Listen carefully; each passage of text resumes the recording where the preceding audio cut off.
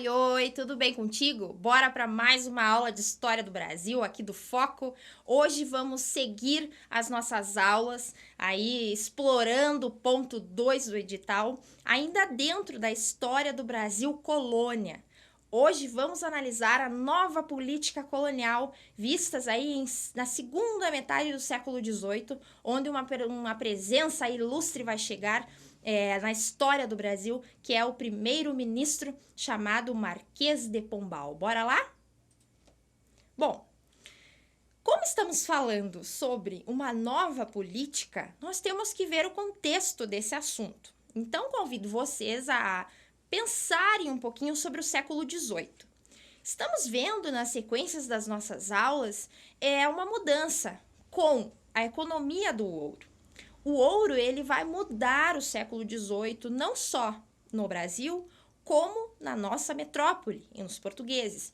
E o período do século XVIII ele é um período que politicamente em Portugal nós temos uma mudança, ou seja, temos a saída do Dom João V do poder e a entrada de um novo rei chamado Dom José I. Esse momento aí é um momento que a gente tem que voltar nossos olhos para os portugueses, sair um pouquinho da nossa casa aqui que é o Brasil, a história do Brasil, e analisar o fim do reino absolutista. Bom, nas nossas primeiras aulas nós aprendemos sobre a política absolutista, que seria o norte e como será feita, como será norteada a política da Idade Moderna nos estados-nações da Europa. Os portugueses, assim como os espanhóis, os franceses, os ingleses, eles vão seguir uma política absolutista, que é controlar todo o poder nas suas mãos, um poder absoluto que controla a economia, controla a sociedade, a religião, todo o processo do seu Estado-nação. Só que o século XVIII, na história geral, é um século de quebrar barreiras. Nós temos, por exemplo, o iluminismo, a ideia de buscar por liberdades da razão, o direito das pessoas terem a liberdade para pensar, o direito de resistirem contra governos tiranos. Temos a Revolução Francesa no final do século XVIII, que também vai quebrar barreiras e vai destronar um rei absolutista para tentar buscar direitos para as pessoas. Temos a Revolução Industrial, que está começando na Inglaterra, mudando a economia. Então, todos esses assuntos da história geral, eles estão buscando por liberdades, seja na política, seja na sociedade, seja na economia como um todo. E aí as pessoas vão tentar pensar um pouco fora da caixa. E aí o absolutismo ele vai começar a ser repensado pelas pessoas. Porque eu, um súdito, tenho que viver em prol do rei. É o rei que deve existir para me proteger. Então tudo isso começou a vir à tona na história aí dos europeus, nos nossos países nacionais aqui da Europa. Portugal, concentrando agora nossos assuntos para ele, nós temos essa troca de reinado do Dom João V para o Dom José I, da mesma família aí de Bragança. Só que a gente percebe que o absolutismo ele vai começar a ser questionado também em Portugal. Por que o rei precisa dominar tudo e todos? Por que ele tem que ser o máximo, a figura máxima e tem que ser idolatrada? Não tem por que isso. E aí eles começam a questionar a ideia absolutista do rei. Tudo isso vai ter ligação com o Brasil por quê? É nesse momento da transição, de tentar modernizar o Estado português, de tirar o absolutismo, trazer um governo mais afinado com os governados, com o povo, e tentar tirar essas amarras do absolutismo, é que a gente percebe Portugal tentando se sobressair de algumas crises. Segundo a história, diz que nesse período aí, entre primeira e segunda metade do século XVIII, os portugueses sofreram até um terremoto, um abalo natural. E tudo isso fez eles repensarem muito, tanto a política quanto a economia. Eles não passavam por um período bom economicamente. Segunda metade do século XVIII, nós já temos o ouro diminuindo a sua extração no Brasil. Ou seja, a economia não está mais do mesmo jeito que estava no primeiro período do século XVIII, onde tinha muito ouro. O ouro está se escasseando. A produção de vinho, ela não está com uma economia e não está em ascensão, eles estão em um período de crise também, lá com a produção de vinho em Portugal. E outra coisa que nós não podemos esquecer foi o Tratado de Methuen, o Tratado de Panos e Vinhos de Portugal com a Inglaterra. Nesse tratado foi comprado muito pano pelos portugueses e comprado pouquíssimo vinho pelos ingleses. E o resultado foi uma dívida gigantesca dos portugueses com a Inglaterra. Então a Inglaterra está meio que cobrando os portugueses, eles estão dependentes economicamente dela. Então o cenário não está propício para os portugueses. E é nesse momento que precisamos tirar um pouco o absolutismo, tirar de vez o absolutismo e ainda por cima tentar modernizar o território. É nesse momento que nós temos entraves na burocracia, que a economia está passando por crises, que tivemos até um terremoto em Portugal e que o absolutismo já está, né, desatualizando a política, não tem mais essa força como tinha antes, é que surge a figura do nosso aí conhecido na história Marquês de Pombal. O Marquês de Pombal, ele não será o novo rei de Portugal. Cabe a gente lembrar, mesmo que ele se destaque mais que o rei, ele não é o rei de Portugal. O contexto do Marquês de Pombal, que é esse, segunda metade do século XVIII, nós temos o rei, o novo rei, que vai governar de 1750 a 77, que é o Dom José I. Ele vem depois, né, na linha sucessória, depois do Dom João V.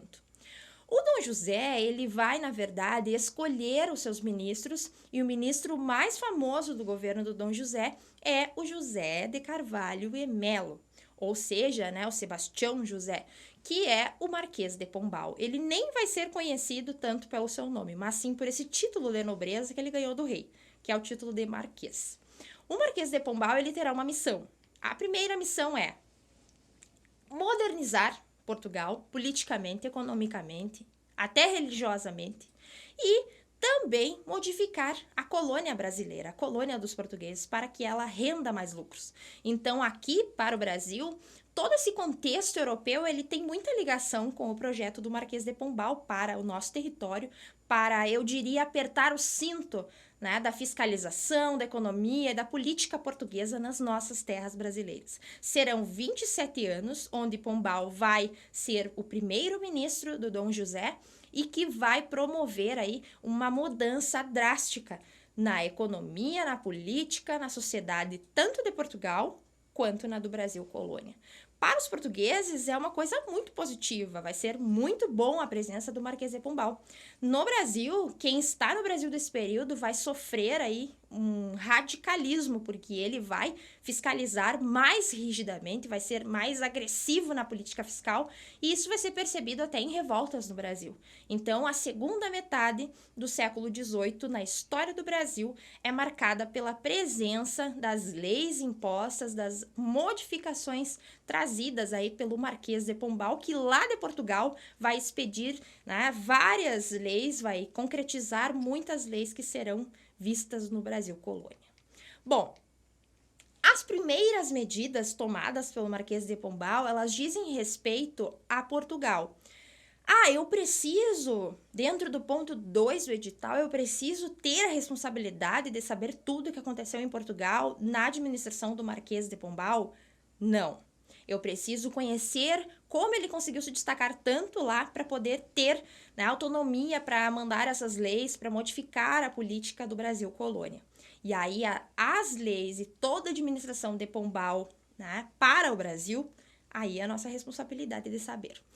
Lá em Portugal, como eu falei, ele vai tentar melhorar a produção de vinho, ou seja, estava meio embaixo, ele vai tentar estimular as exportações de vinho, mas também ele não vai focar, isso é uma característica do fim do absolutismo e da ideia aí, né, dos líderes usarem o iluminismo, as liberdades para poder expandir o seu estado e melhorar a sua economia, investir na produção manufatureira, ou seja, né, tentar iniciar uma produção que não será mais artesanal, mas sim passará por todo um processo manufatureiro, vai ser uma empresa montada, onde nós já temos aí as bases para uma futura indústria, né, lá em Portugal. Aqui é só o início dessa construção. Mas já avisada, né? Ele é um visionário, o Marquês de Pombal, ele está tentando modernizar.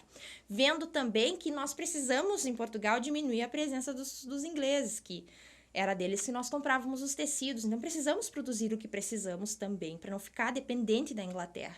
Ele está pensando, né, pelo lado de abrir os horizontes dos portugueses, não ficar tão ligado e dependente economicamente de uma nação só.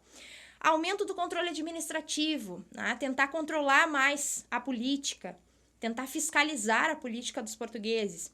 Criar companhias. Aí nós temos algo muito importante para o Brasil.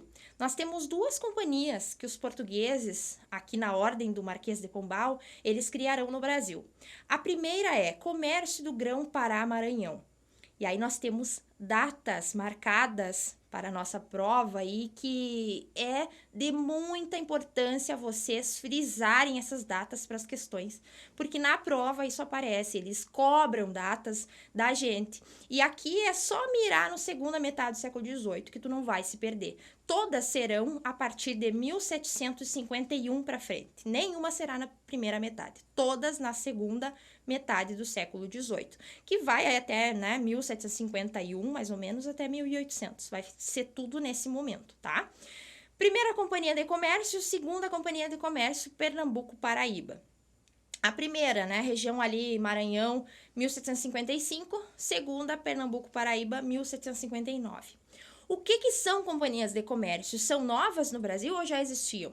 Já existiam, mas aqui, né, essas companhias, elas não tinham mais atuação no Brasil anterior a Marquês de Pombal.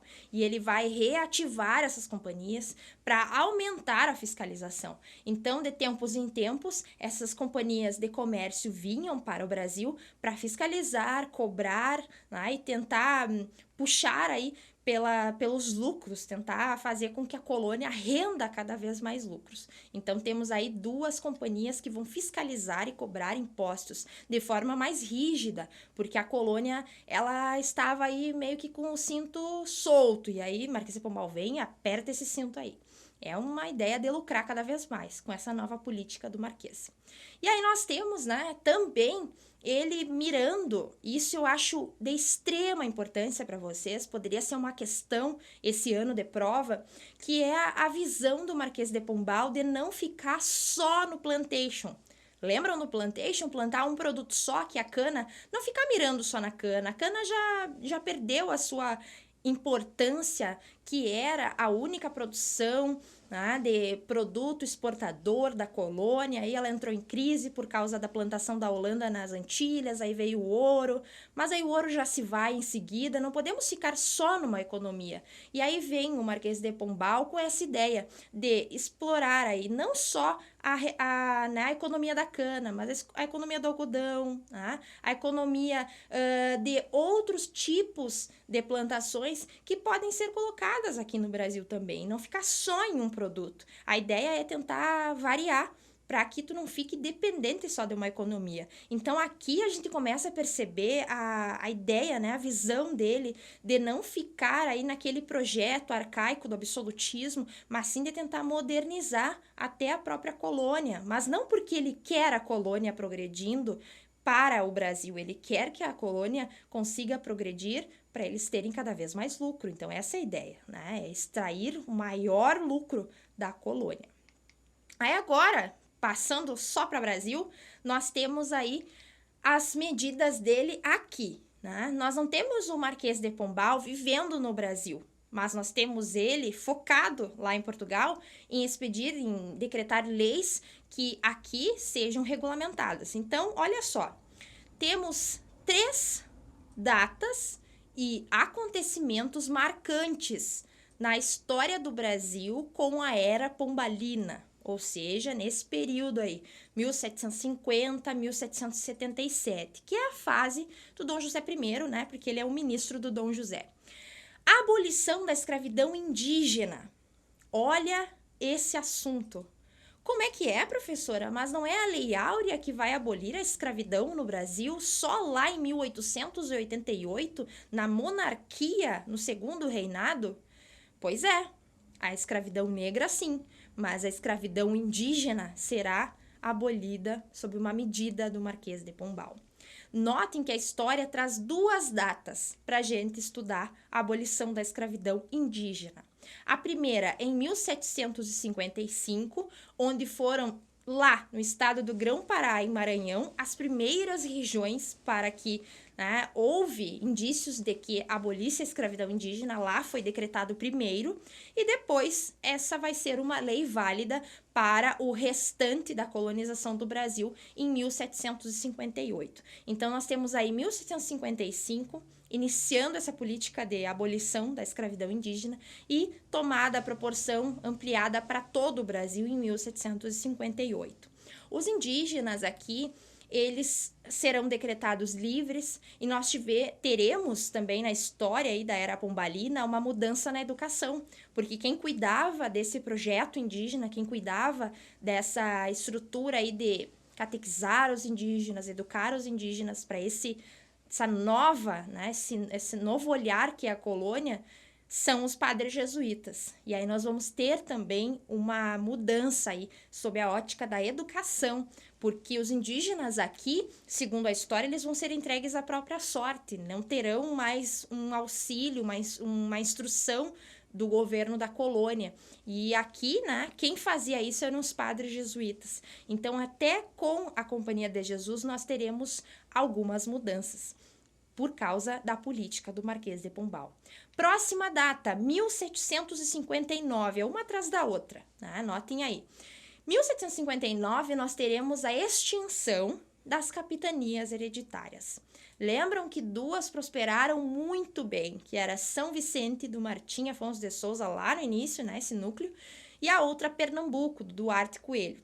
Aqui nós temos a extinção delas, ou seja, Marquês de Pombal já não vê nas capitanias hereditárias algo que, se tem uma continuidade econômica, um progresso, que haja a necessidade de mantê-las como capitanias separado. Precisamos de uma nova política, até territorial. Então, aqui, a extinção das capitanias. E próxima e última data, e eu diria a mais importante das medidas tomadas pelo Marquês de Pombal, por causa da política que vai mudar totalmente, é a transferência da capital.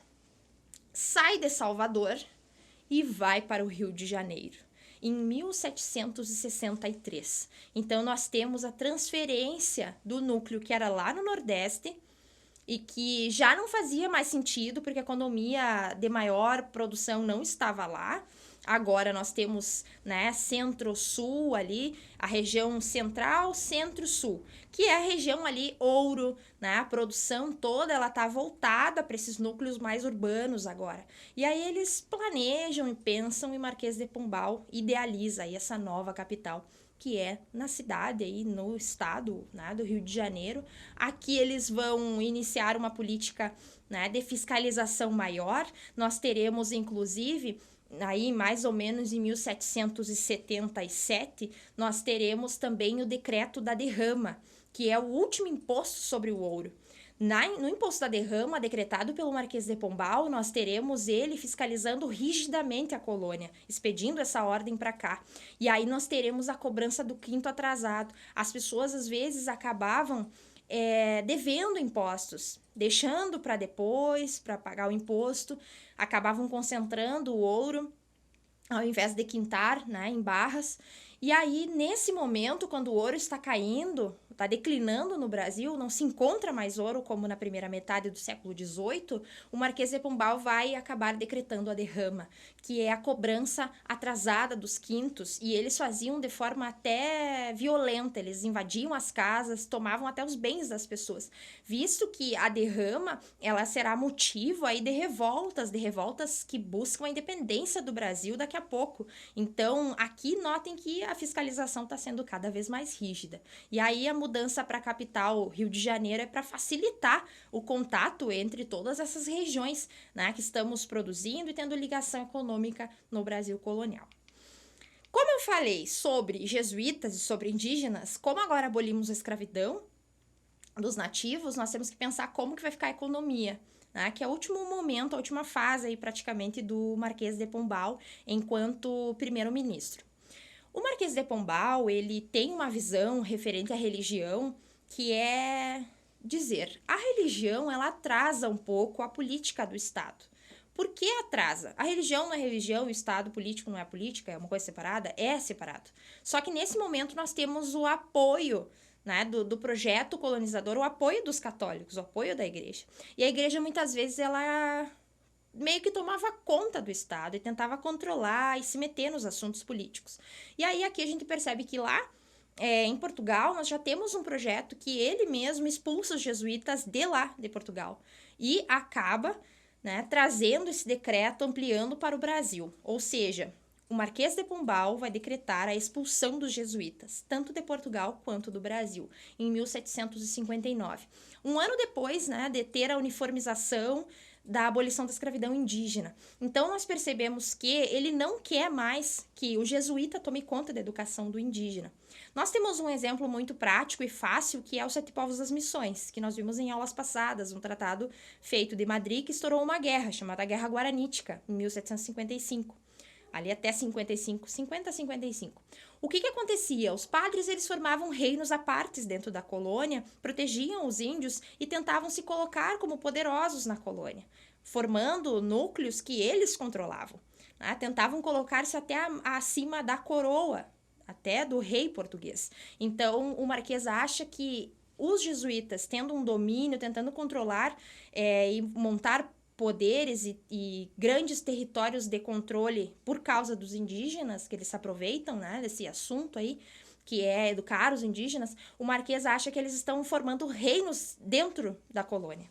E aí ele pensa, vamos acabar com isso.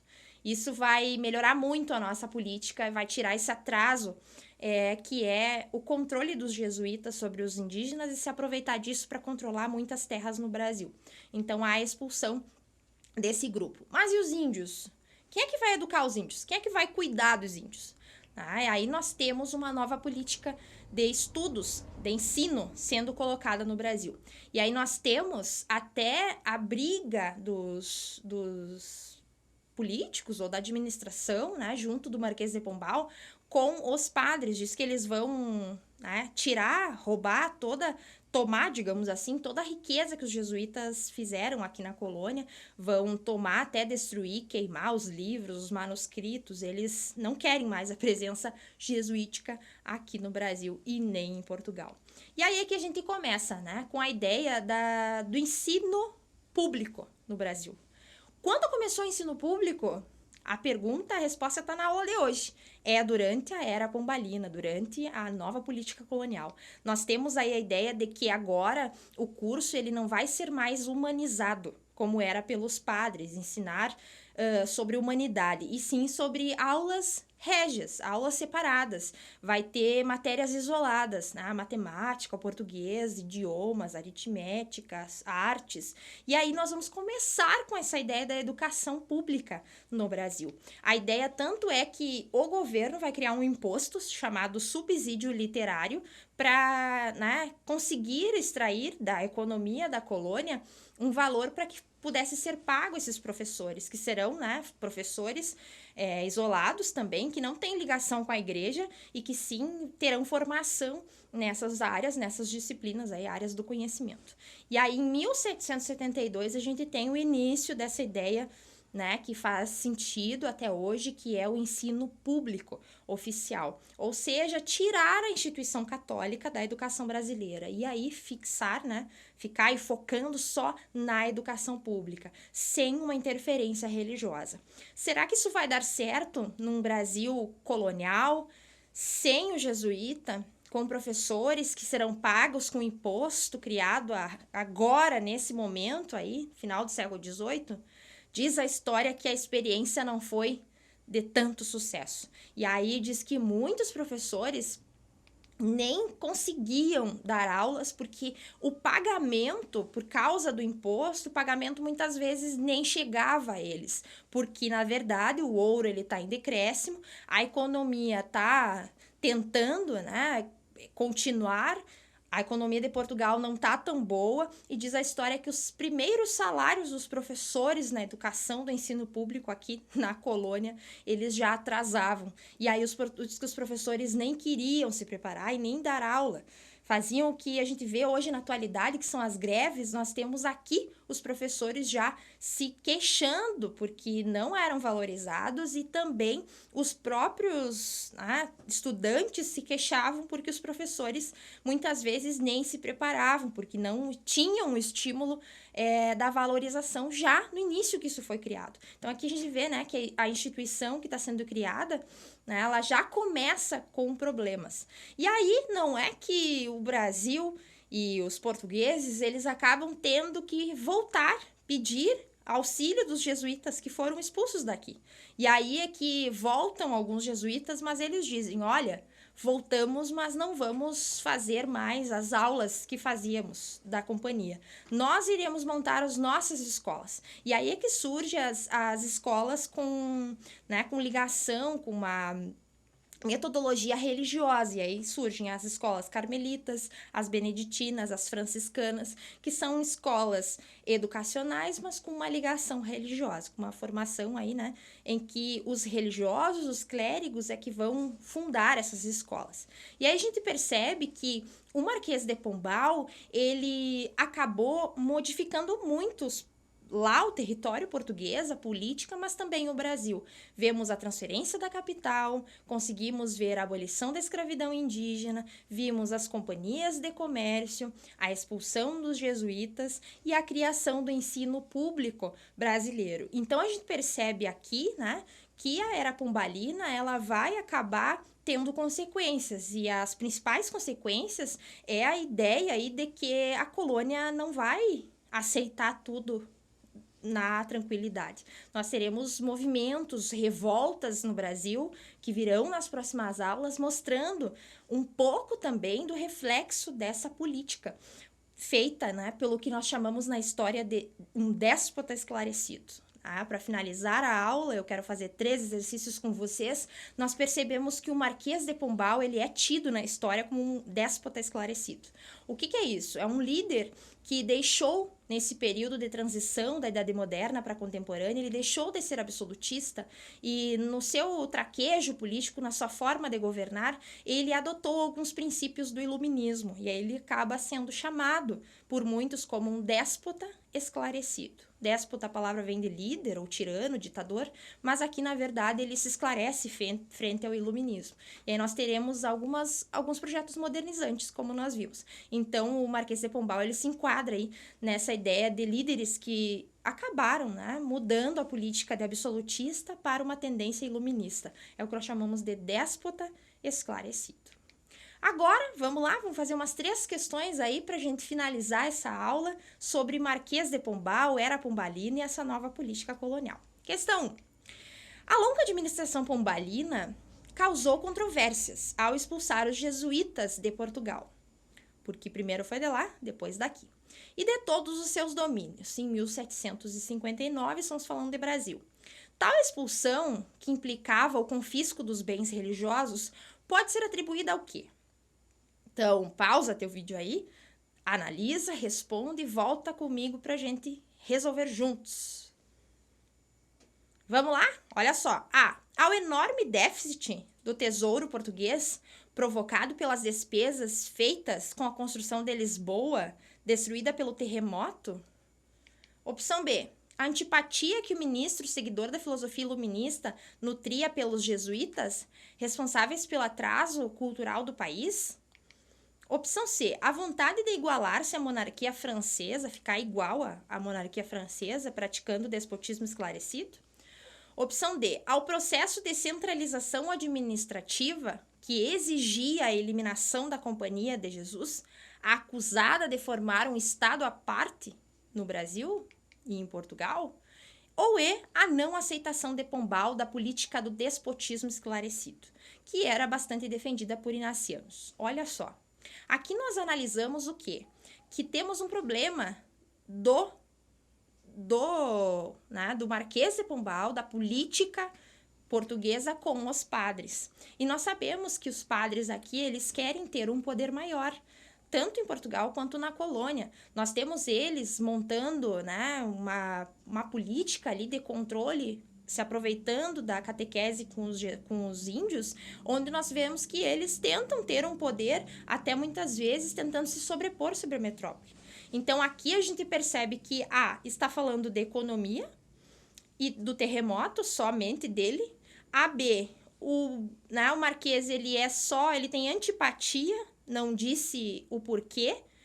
A C, se igualar à França, não temos essa ligação, né? A França ela está vivendo um processo que a Revolução Francesa ainda não virou o déspota esclarecido, mas estamos com essa alteração, mas não tem ligação com os portugueses.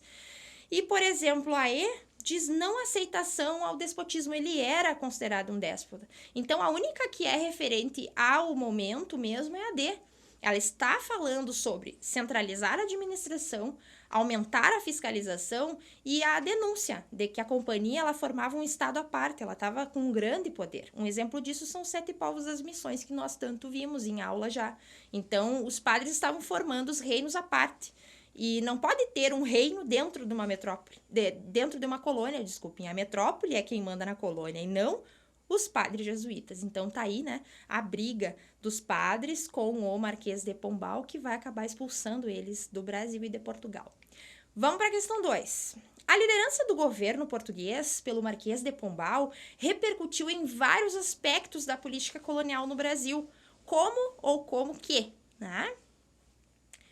Pausa teu vídeo, responde e já voltamos. Olha só, recuo das ações portuguesas, eu vou recuar as ações? B, apoio à ação missionária, eu vou apoiar os padres? Opção C, subsídio à lavoura canavieira do Nordeste, reforçando o caráter monocultor. O Marquês de Pombal ele quer focar só num produto, continuar nesse sistema que nós chamamos já de atrasado aqui. Opção D, incentivar o ensino e sua liberação sob direção de ordens religiosas. Ou E, uma política de rigoroso fiscalismo sobre a economia mineradora. Aqui nós percebemos a coerência. Nós temos uma nova política para quê? Para apertar cada vez mais a fiscalização. Então, essa é a ideia, modernizar Portugal e modernizar também a política da colônia para lucrar mais. Então, a opção E aí é a única correta. Nós temos essa ideia do rigoroso fiscalismo, né? Ele é tido como um político rigoroso frente às cobranças, né? Ele vai cobrar e vai fiscalizar. Tanto que se destacou, né, na história de Portugal e do Brasil. Questão 3, vamos lá? Quando o Marquês de Pombal expulsou os jesuítas do Brasil, modificou o ensino e a educação aqui na colônia. Através do quê? Então, nós temos a ideia de que ele vai expulsar os padres e vai montar um ensino, né? Esse ensino que será público. Pausa aí a nossa aula, analisa aí as questões, escolhe a tua e vamos resolver. Olha só, Estatuto Educacional da Colônia. Opção B, Estatuto Régio de Ensino Básico. Opção C, Regimento de 1789. Opção D, Ministério da Educação. Ou E, Reforma Educacional. Então, para eu iniciar um novo projeto, eu preciso modificar o que está. Então, ali dentro das opções, nós não temos essas leis aí, estatutos, leis e regimentos colocados. Nós temos só uma alteração realmente para trazer o ensino ao Brasil de forma régia e não mais idealizada pela religião. Então, a única correta aqui é fazer uma mudança na educação, que é o que nós chamamos de reforma educacional, tá bom? Aqui nós finalizamos a aula sobre nova política colonial. Agradeço vocês pela presença e ficamos assim. Na próxima aula nós veremos os movimentos e as revoluções pelo Brasil colônia. Até lá, tchau, tchau!